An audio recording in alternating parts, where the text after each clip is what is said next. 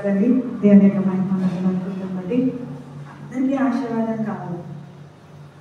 మరి ఆశీర్వాదం ఎలా పొందుకోగలము అంటే ఒక చిన్న టీచింగ్ ఎయిడ్ ద్వారా నేను చెప్పాలనుకుంటున్నాను. ఒక చిన్న బుక్ ద్వారా నేను మీ దగ్గరికి వస్తాను. ఇది ఏ కలర్లో ఉంది? బ్లాక్ కలర్ కదా. మరి ప్రతి ఒక్క వ్యక్తి జీవితం మీద ఇలాంటి మచ్చ ఒకటి ఉంది.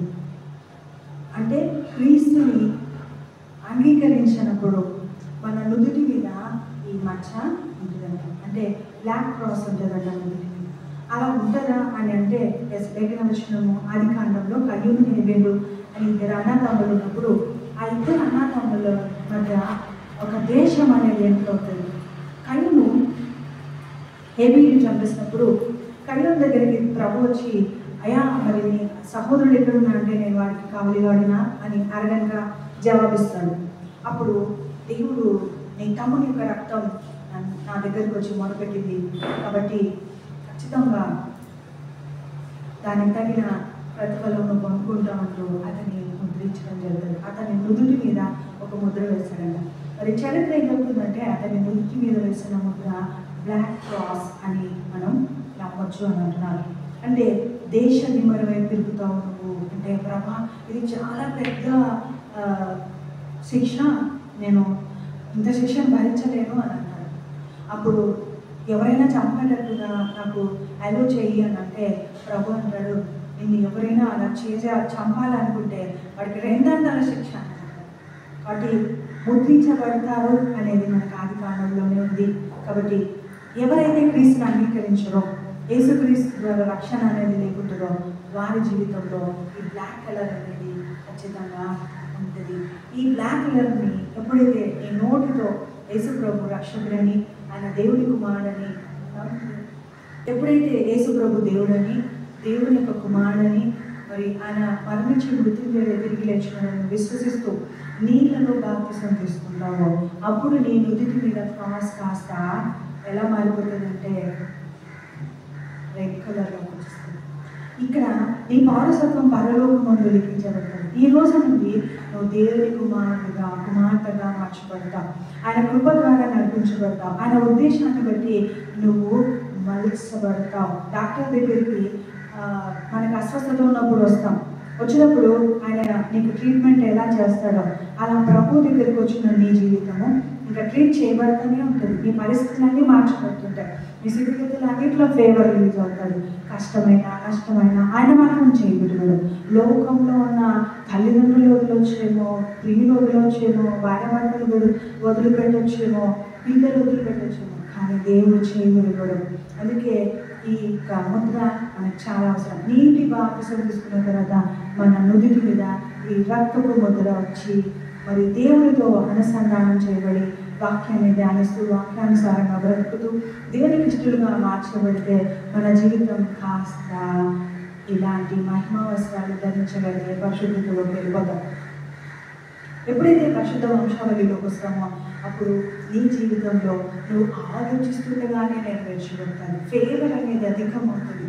యోసేపుని రాజుగా మార్చగలిగినట్టుగా పరిశుద్ధత మనల్ని రాజరికంలోకి తీసుకెళ్తారు. ఈ పరిశుద్ధత లేకుండా ప్రభుని చూడలేము. మరి తెల్లని వస్త్రాలు బయట ధరించడం కాదు, హృదయంలో ధరించాలి. వాక్యాన్ని చదవడం చాలా అవసరం, కానీ చదివిన తర్వాత గైకొనడం ఇంకా అవసరం. గైకొన్న దాన్ని అన్వయించుకోవడం చాలా అవసరం.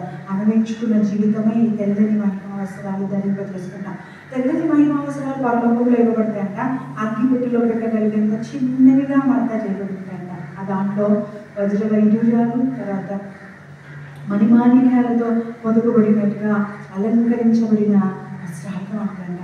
మరి తండ్రి యోసేపుకు రంగురంగుల వర్ణ వస్త్రాలను ధరింపజేసి ఎలా ప్రత్యేకపరుచుకుంటావో అలా పరలోకంలో మన నీతిని బట్టి మన వస్త్రాలు ప్రత్యేకించబడతాయి.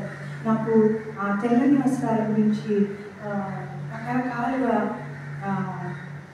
ఆలోచనలు దేవుడు అనుగ్రహించినాడు. దాంట్లోనే వజ్రాలు ఉంటాయి, దాంట్లోనే గోల్డ్, దాంట్లోనే సిల్వర్ థ్రెడ్తో వర్క్ చేయబడి ఉంటుంది. కానీ ఈ లోకంలో మనం చాలా సాదా సీదా దారాలతోనో, సింపుల్ చంకీలతోనో, సింపుల్ అద్దాలతోనో వర్క్ చేయబడిన వస్త్రాలను ఇష్టపడుతూ కాస్ట్లీగా ఉన్నాయి వాటి కొందామని అనుకుంటున్నాం. కానీ నీ పరిశుద్ధ నీతి క్రియలే నీకు వస్త్రాలుగా ఇవ్వబడతాయని ప్రకటన 19వ అధ్యాయంలో చెప్పబడుతుంది. కాబట్టి ఆ నీతి క్రియలు మనం కలిగి ఉంటే పరిశుద్ధుల సహవాసంలో ఉంటాం, దేవుని వధువు సంఘంగా మార్చబడతాం.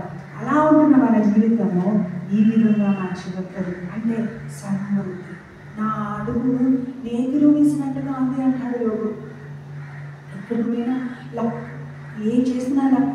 సో ఆ అదృష్టం ఏమైనా నక్కడుకుని తొక్కొచ్చిన వాళ్ళు అనేటట్టుగా అన్నిటి నా జీవితం తెలుసా అని అంటాడు. మరి యోగ జీవితంలోనే అలా ఉందా అంటే లేదు. నా లైఫ్లో కూడా నేను ఎప్పుడైతే ప్రభుని అంగీకరించి పరిశుద్ధంగా మాటలు కూడా పరిశుద్ధతను కోల్పోకుండా జాగ్రత్త పడతానో, అప్పుడు జాగ్రత్త పడి బ్రతుకుతున్నానో, అప్పటి నుండి నా జీవితంలో నా కన్ను కోరింది, నా మనసు అడిగింది, నా ఆలోచనలోకి రాగానే ప్రభు వాటిని నెరవేరుస్తూ సకల సమృద్ధి కలిగిన జీవితం నాకు ఇస్తూ వచ్చినాడు. Because I love God, he is my heavenly father, he is my friend, he is my everything, he is all in all. ఆయన లేకుండా నేను లేను అన్న రీతిగా నా పరిస్థితులలో ఆయన కలుగు చేసుకొని నడిపిస్తూ, ఉద్ధరిస్తూ, వర్ధింప చేస్తూ, ఆదరిస్తూ అనుగుణమైన, అంటే నా అవసరాలకు అనుగుణమైన ప్రతి ఒక్కరూ తీర్చుకుంటూ మహిమలు దేవుడుగా ఆయన న్యాయం కంటింప చేసుకుంటాను. సాక్ష్యం లేకుండా సేవకులు కావద్దంటారు యాకోబు. నిజంగా నా జీవితంలో అటు సాక్ష్యాలు అనేకం ఉన్నాయి. అటు నడిపింపుతో కూడి నేను ఇక్కడ నడుస్తున్నానే తప్ప నా బలము, నా జ్ఞానము, లేకపోతే నా ధనము, నా సౌందర్యము కాదు. అతిశయించేవాడు యెహోవా ఎందుకు అతిశయించాలనే విధంగా నేను అతిశయించడానికి వీలుగా నేను నడిపిస్తున్నాను. ఇక ఫైనల్గా పరలోక రాజ్య వారసులుగా ఉంటాము. హల్లెలూయా. ఈ పరలోకపు పట్టణంలో ఈరోజు గోల్డ్ ఏదో కొంచెం చేతులకు, లేకపోతే మెడకో, లేకపోతే డ్రెస్లకు, లేకపోతే కొంచెం అలా ఇలా ఇంట్లో ఉంటే బాగుంటుంది అని అనిపిస్తుంది. కానీ రోడ్ల మీద, బంగారు రోడ్ల మీద మనం తిరగలుగుతాం. మన గృహాలు బంగారు చేత, స్ఫటికము చేత, వెండి చేత కట్టబడినట్టుగా ఉంటుందంట.